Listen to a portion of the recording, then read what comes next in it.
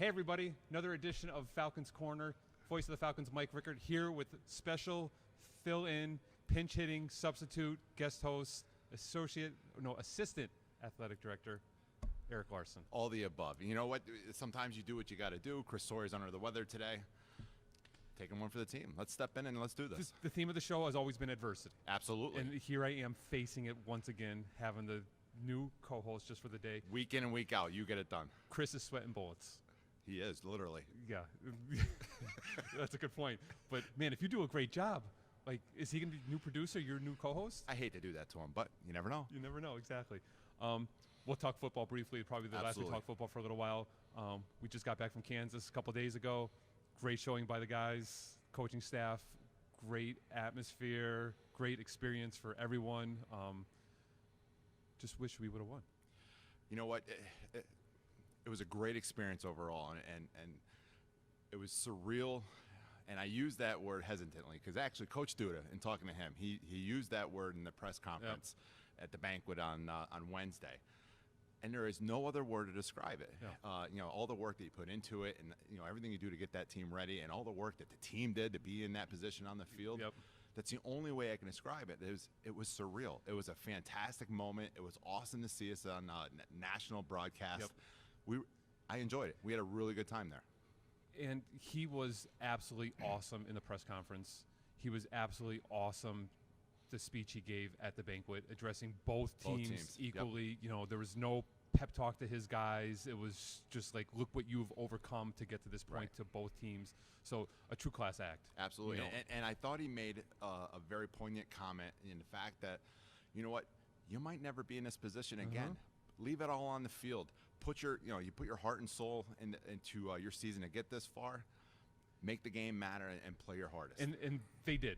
Absolutely. They took it. I mean, I wish I was in the locker room at pregame and at halftime, but just being on the sideline and being that my first time as get back coach, you were phenomenal as a get back coach. I made sure I recorded that just so we have, you could see your game day experience. And I tell everyone, and I was kind of serious that I've run marathons and ultra marathons.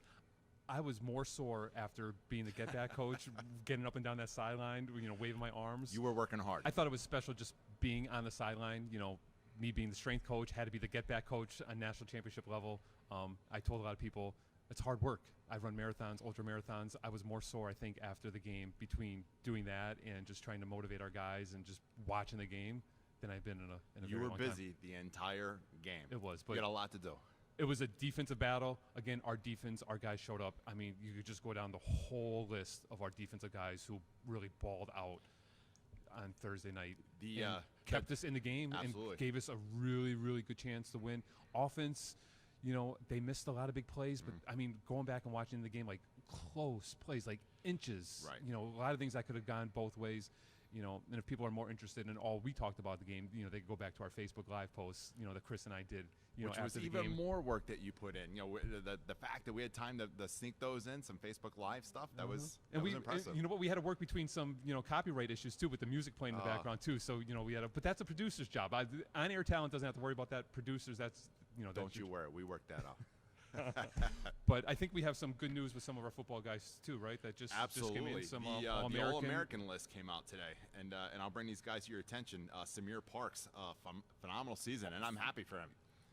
A great kid, monster in the weight room. Hopefully, he gets some really big offers. Coming in.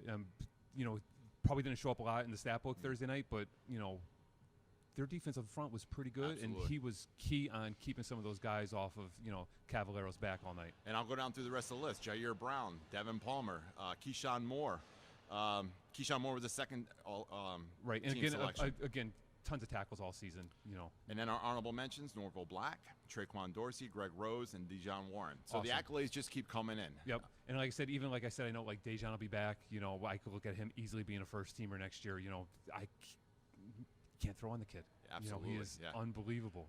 They've been enjoyable to watch all season. They have been. Like Greg Rose, tremendous year, bunch of sacks, has been a menace. Norville making those fantastic, one-handed grabs and just having all that speed. But a good year. I'm glad to see that they're getting some recognition. Happy for them. They all deserve it. kudos to those guys. And I think we also need to mention our athlete of the week from that game. Feldarius was a menace. And when I said I was fortunate to be on the sideline, and whenever he came off the field, I would just walk by him and just say, "You're a menace. You're a menace. You're a menace." And he was just all over the place.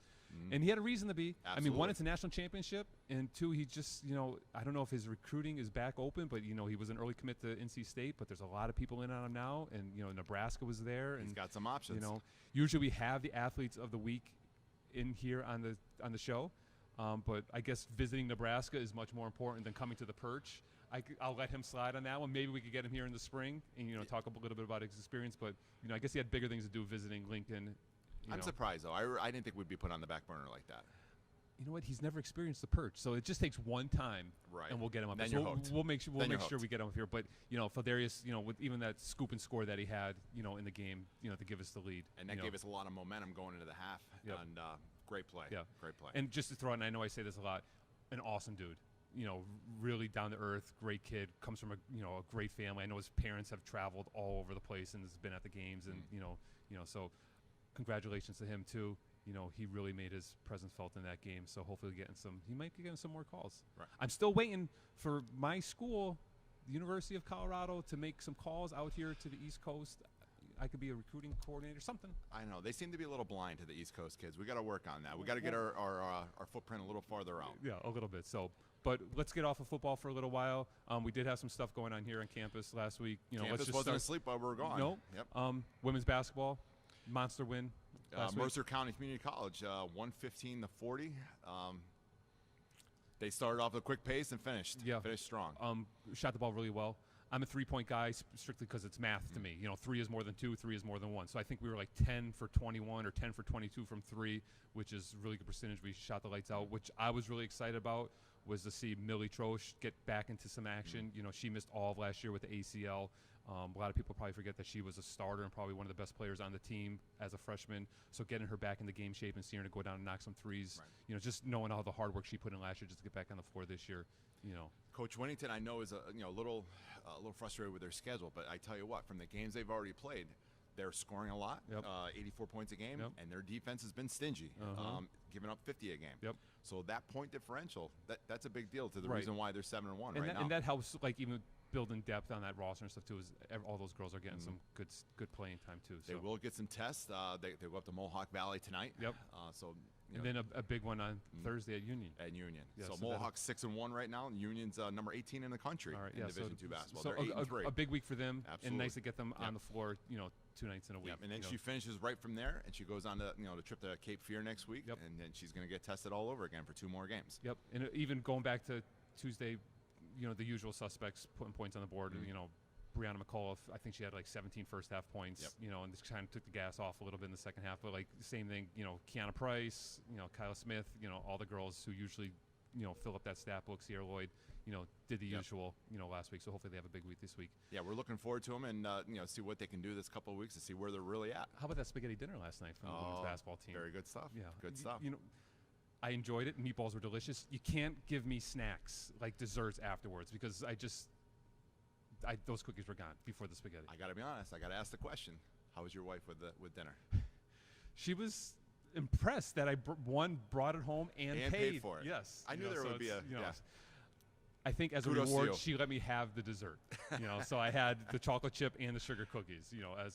But hey, whenever I get some bonus points at home, especially around holiday time, you got rewarded. I'm taking it. I'm taking it. But hopefully when we're back on the corner next week, we'll talk some more women's basketball victories. I think we'll have some things to talk about. And then wrestling. Wrestling's on. They're 7-1 right now. Yep. They've gotten 4 in a row. And our top tier wrestlers, Nathan White, again, Jaden Bortz, they are just tearing it up. And I think last week, who did they wrestle last week? What did we got? Middlesex County College. His victory was basically the decision for us. It made so his decision. That was a winning points for the match, which is great. And again, Nate White, All-American, still undefeated. Can't find anyone to wrestle. Yep. No, they have to have wrestlers at his weight class. They just don't want to wrestle. Right. We finally, when we get back next semester, we finally get to see him in-house. Right. January 10th, they'll be here, and I'm looking forward to see those guys in action. It'll be fun. Yep. It'll be fun. And then let's just touch base a little bit. Esports finished up Esports, they had their first ever playoff game. ECAC Rocket League playoff match. Yep, and it went 5 games. Thomas College got the first one on them.